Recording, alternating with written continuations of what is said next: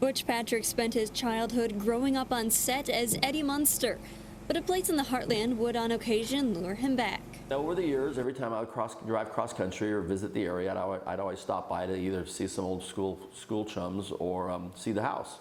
And 5 years ago, someone said the house is actually vacant and it's foreclosed upon, and they're thinking about knocking it down to build little duplexes on the property, and I couldn't have that. 141 years ago in 1875, the Wardells built a home. And while Butch Patrick and his wife Leila Murray have moved in, at least one family member of the Wardells never left.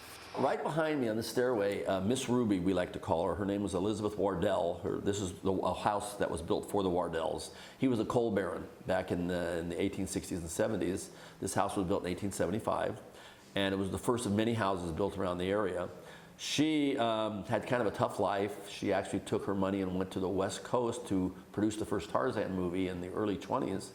Lived out there until she died, and then when she returned home, for whatever reasons, she must have had fond memories of this house because this is her domain. Patrick was in the acting business for 12 years, doing more than just the Munsters. And now he's working on a new show with Kevin Harrington from Shark Tank called Property Horrors. It's about what happens when homeowners also get a haunting with their new home purchase. Leila is very intuitive to it, and we've actually, when she first came, and we spent a lot of nights staying at the hotel because coming around 9 o'clock, she would say, "No, I don't think we can stay here tonight." The feeling of someone or something in the room with me, not that they're demonic or hurtful, it's just a presence. This house is apparently built on a vortex, and a vortex is where it's kind of a crossroads from the other side where people and ghosts are, kind of passing through, and occasionally they pop their head in. Patrick says he and his wife are there to stay, but if they did want to get away for a while, they could head out on the Dragula.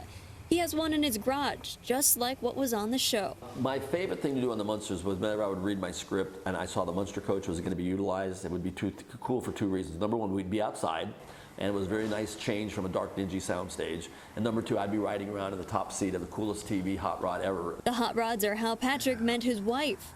They first got to know each other at a car show. I thought, maybe I'm not destined to get married, I mean, I met a lot of people and then, dated a lot of women. And, my mom and dad had, multiple marriages, no big deal. They're all amicable and friendly, but I thought I was so nomadic and I travel so much. And then for a long time, I really wasn't marrying material because I was still living in the 60s and 70s and, drinking and using and doing all kinds of bad things. But what happened was I got clean and sober almost 6 years ago. And since that happened, my life has gone really at light speed in a positive direction. So in the last year and a half, bought cars, bought a house, got married, and things couldn't be better. This is the happiest I've ever been in my life.